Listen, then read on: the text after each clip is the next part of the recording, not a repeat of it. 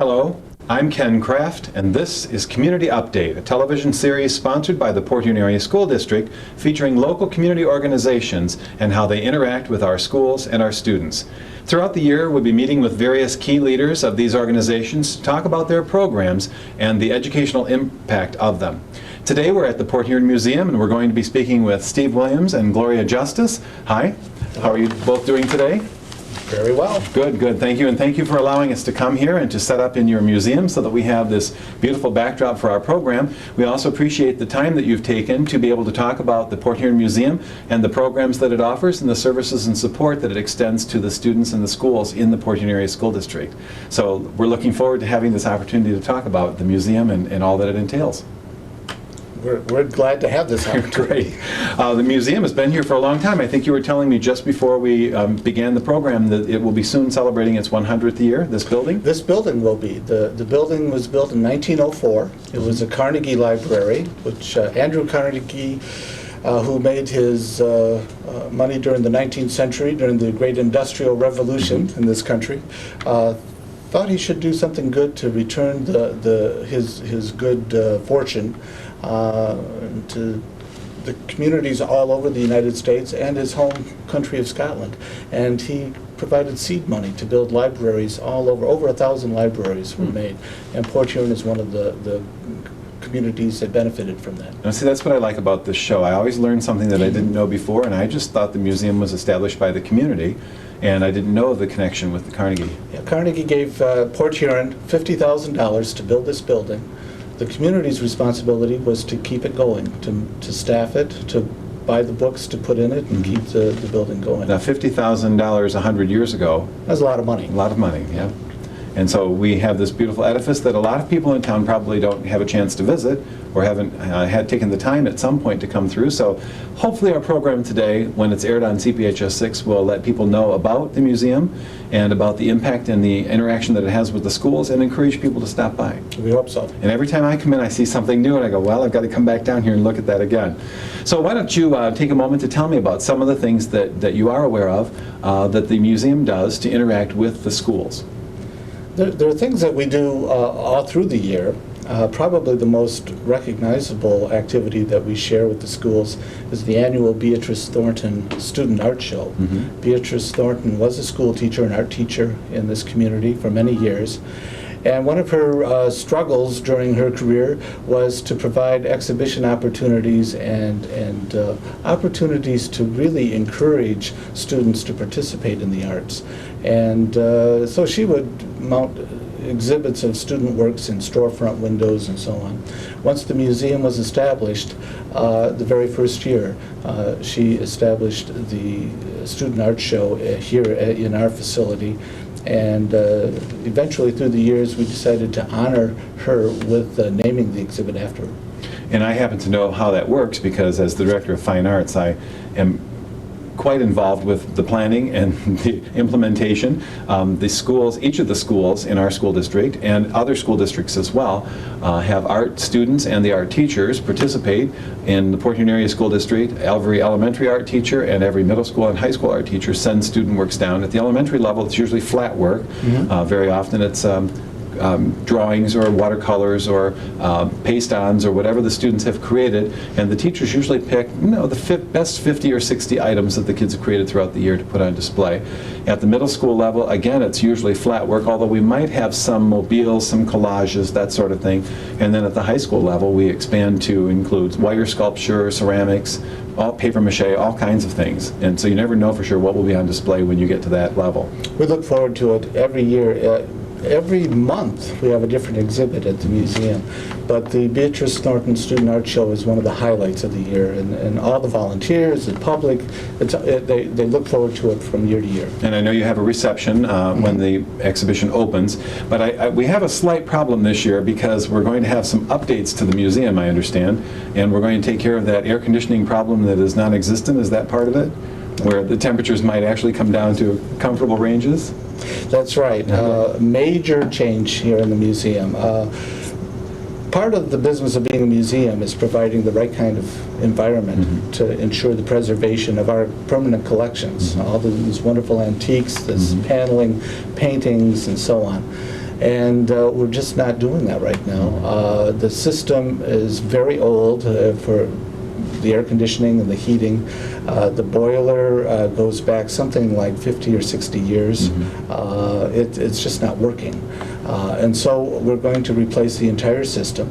And it is going to mean that we're going to have to cancel some of our exhibitions in the museum for several months during the winter.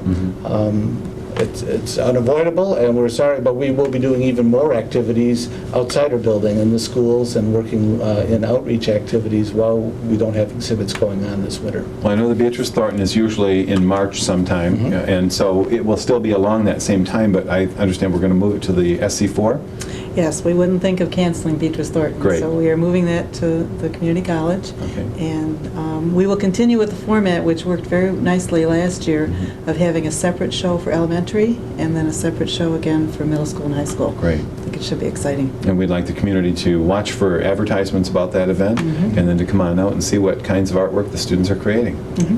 It's always interesting, too, the college has a wonderful show at some point during the year. I never know for sure when that is, but at any time that I've gone in there, there's something on display, and it's always really rewarding to see what students are creating. That's right. They have a beautiful facility for exhibits. Yep. Yep.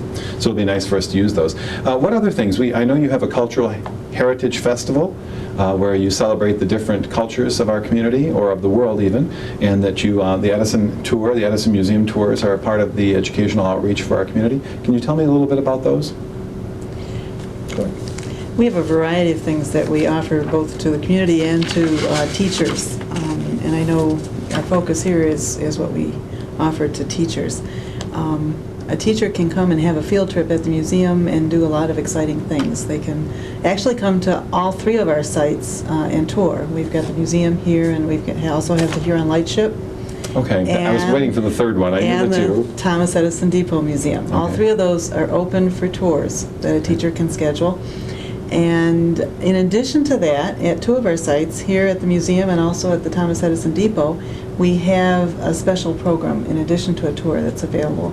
Here they can participate in Discovery Days, which is an exploration of Pioneer Days or Michigan Heritage, and they spend the whole day and do hands-on activities and really delve into learning about those topics.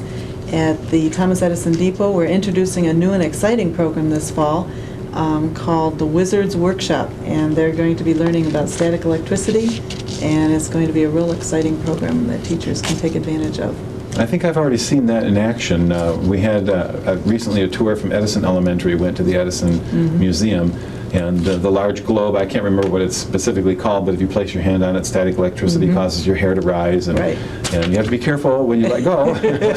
But it was interesting. The children were very fascinated by the effects of the electricity in the presentation. And I believe you had a Thomas Edison representative, a person portraying Thomas Edison at one point there as well.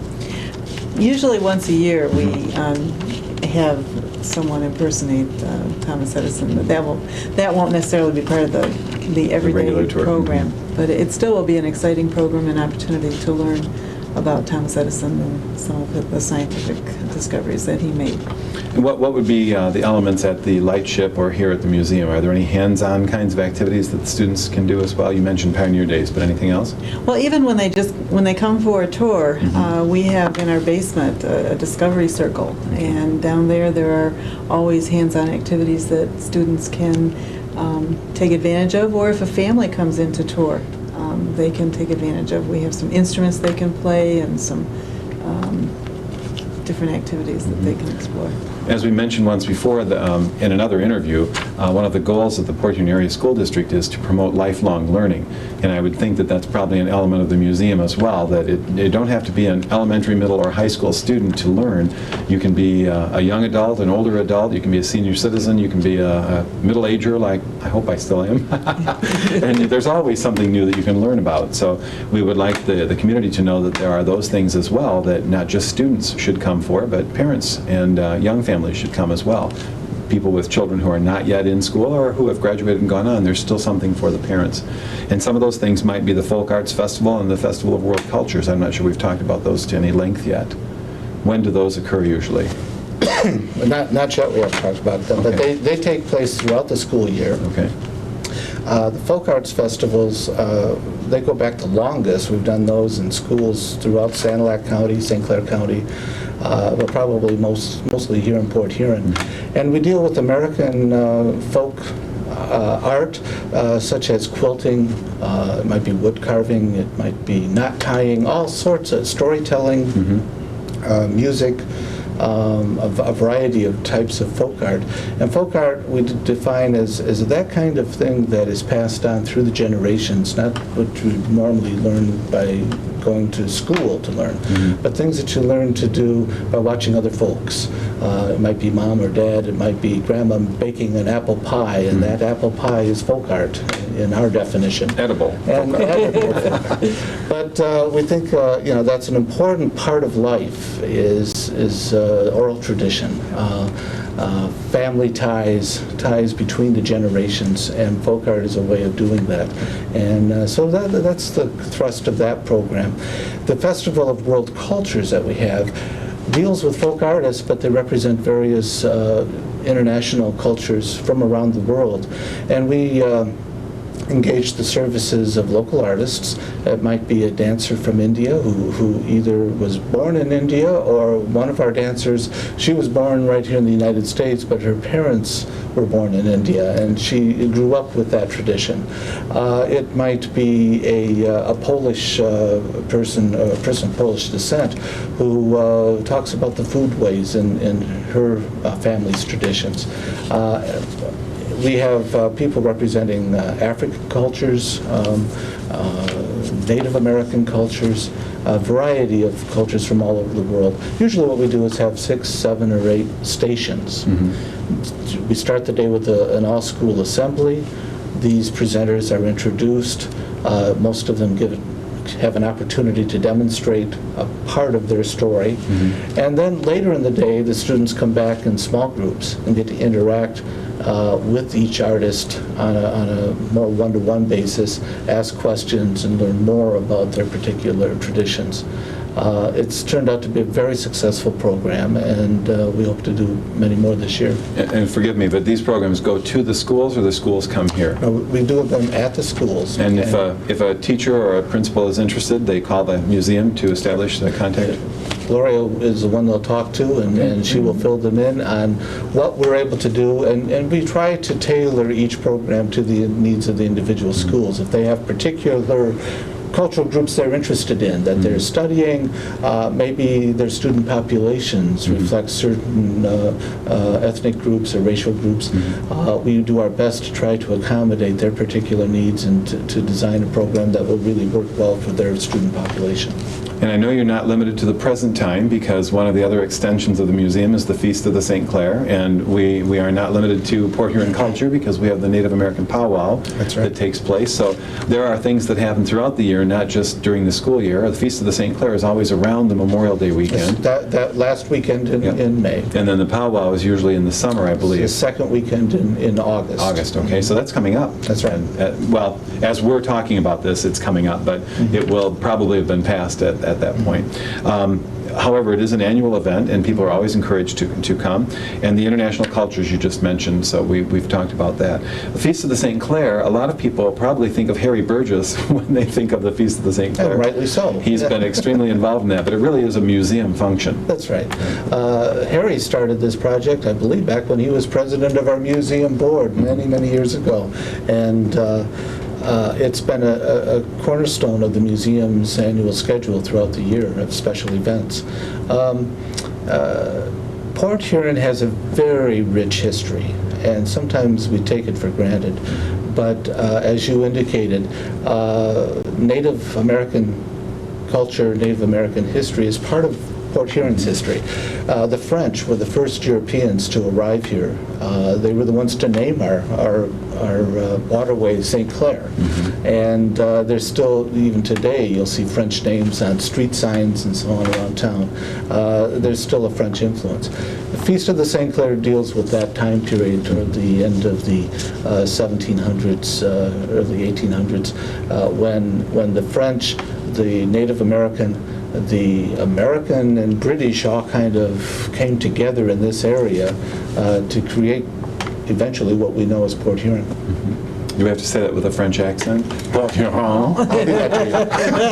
we'll try.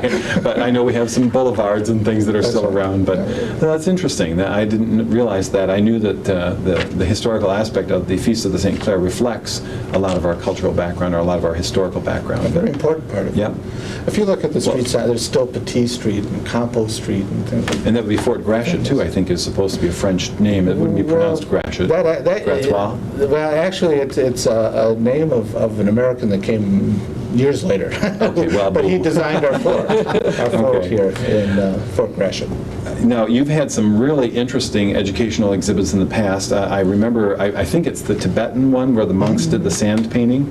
And I know you've had an Egyptian one. And I'm looking at our list here of things. You had one on India and Mexico as well. That's right. And so when these exhibits come in, these are exhibits from outside that are coming in that the museum arranges to bring here That's right. for the educational impact for our community.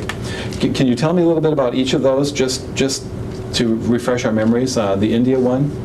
Well, the India exhibit was a collection. We start with the collection of objects, art objects.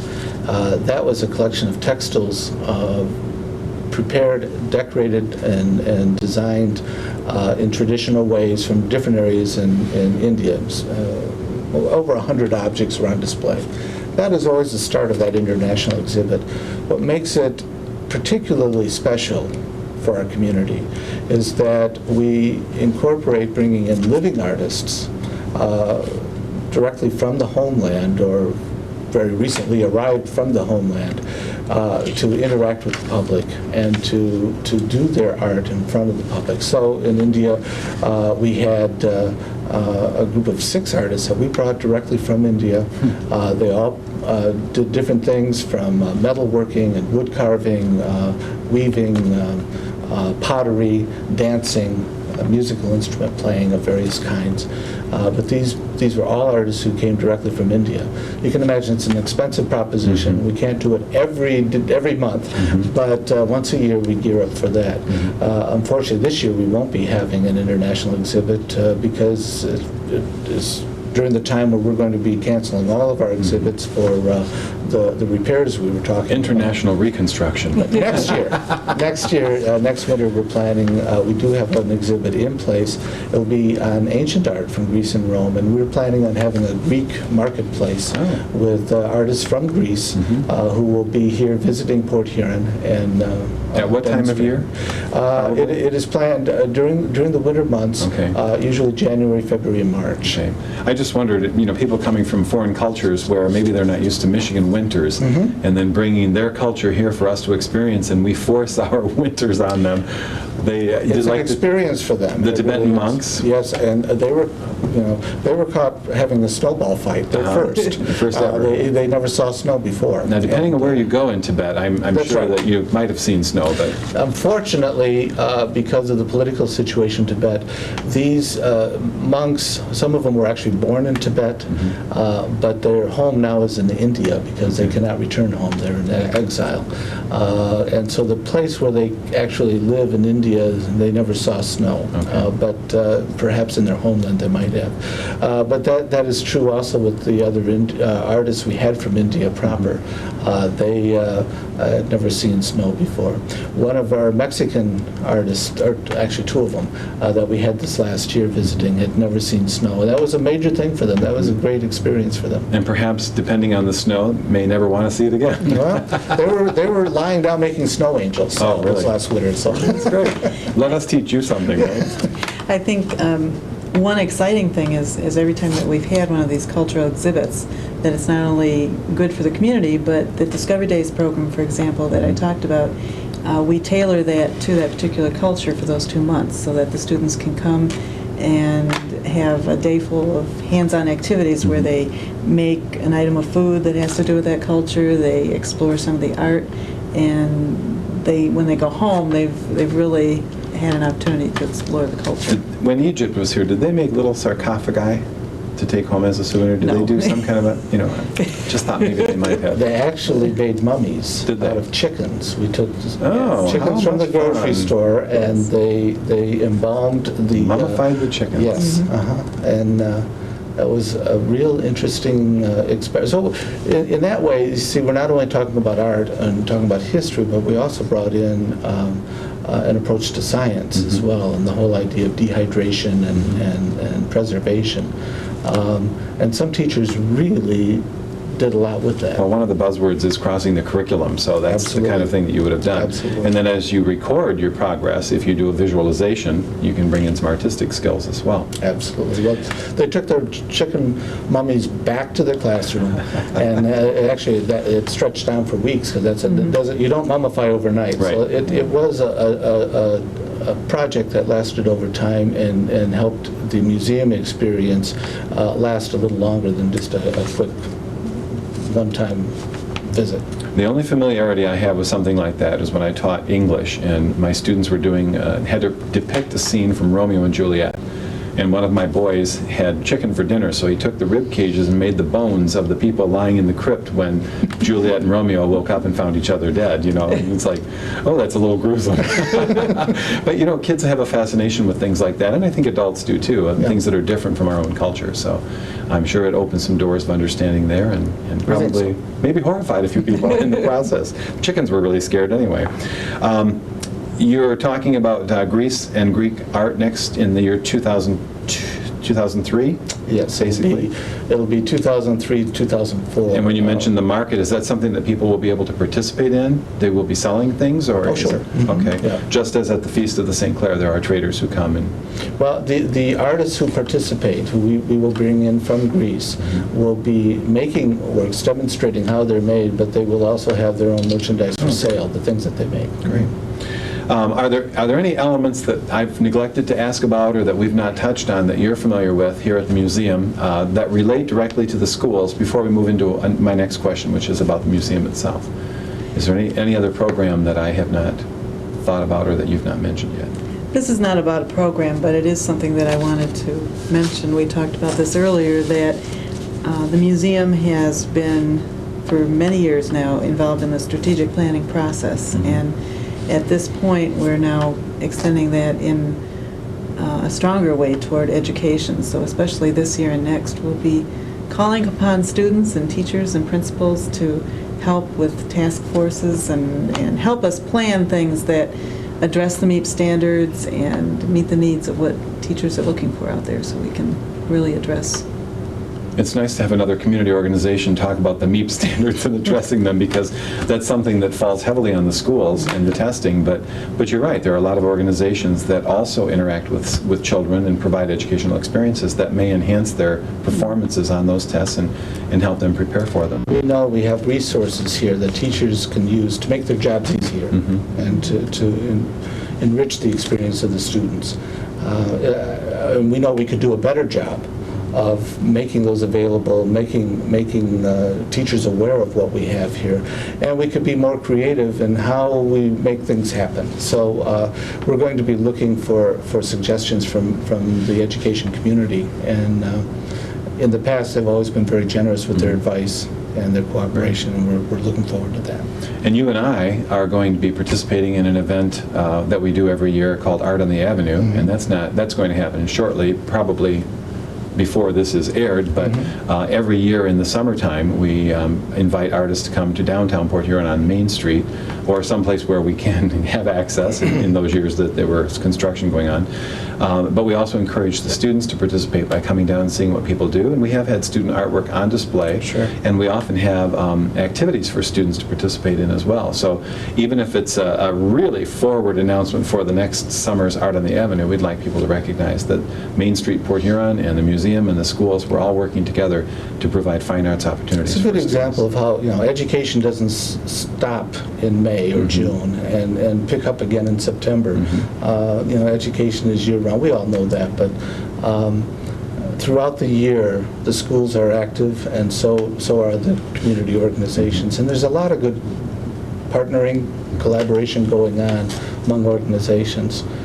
You don't always hear about it. We're always, usually we're so busy we don't stop to think about it, but there's a lot to celebrate in this community. Well, I know as the Director of Fine Arts for the school district, working with the museum. I have had a lot more contact with you since I stepped into this position and worked with you and with Debbie in the past and gotten to know you through Art on the Avenue. So we see this melding anyway, this coming together of all these organizations. And that's the whole purpose of this television program series, is to let people realize that there is this interactivity for educational purposes, for the community enrichment, and just to enhance people's lives.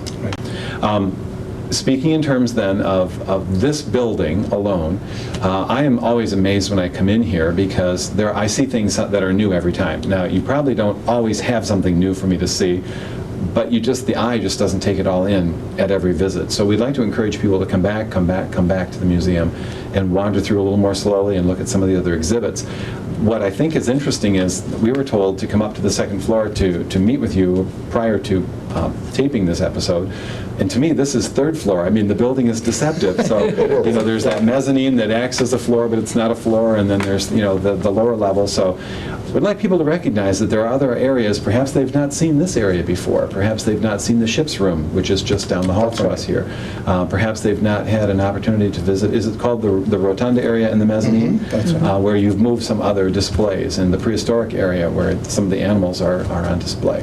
So we'd certainly like to get people to come in and see what's here, take a chance to walk through a little bit more slowly and look at things more carefully. And things do change here. We have permanent exhibits, and there are a few things that we just don't take off display. The bones of the Jefferson mammoth, for instance, those pretty much stay on display all the time. But for the conservation or the safety and the preservation of some of the artifacts, it's important that they not be exposed to light, that they be given a chance, actually, we say, to rest. And so things, for good reasons, are rotated off display periodically through the year. Things do change, and we've done some major changes over the last year here. But always, on a regular basis, you might not have noticed something there before because it wasn't there, or at least it hasn't been there recently. Or may have been in a different location and now has a new resting spot.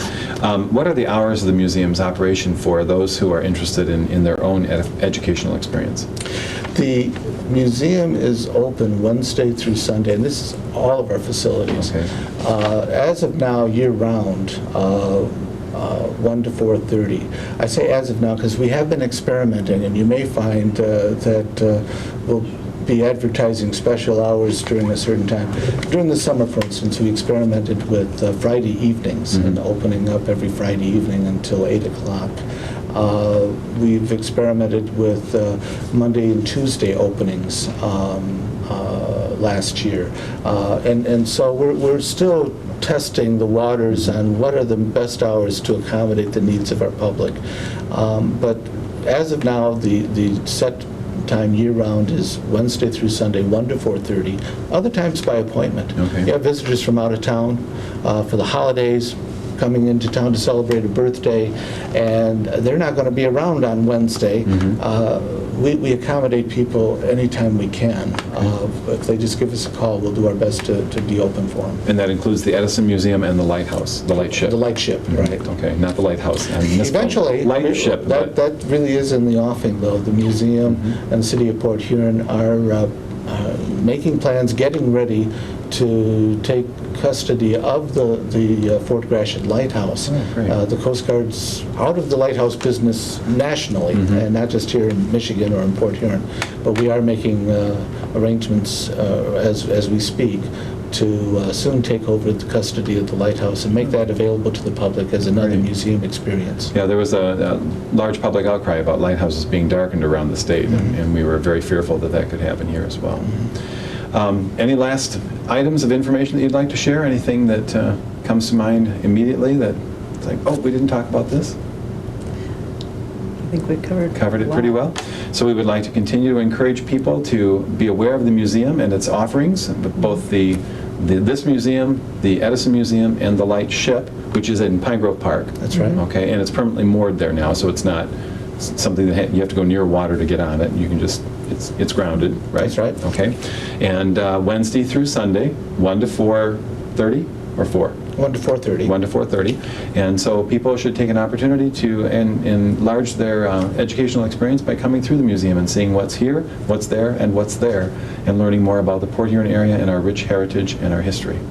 Absolutely. Okay, great. Well, thank you very much. Thank you especially for all that you do with the Beatrice Thornton Art Exhibit. As the Director of Fine Arts for the school district, I know that's a real important opportunity for students to have their artwork on display. It's almost always on display in the hallways and in the classrooms, but it lends a whole new viability to their performance when it comes to the museum and it's on display for the entire community to see.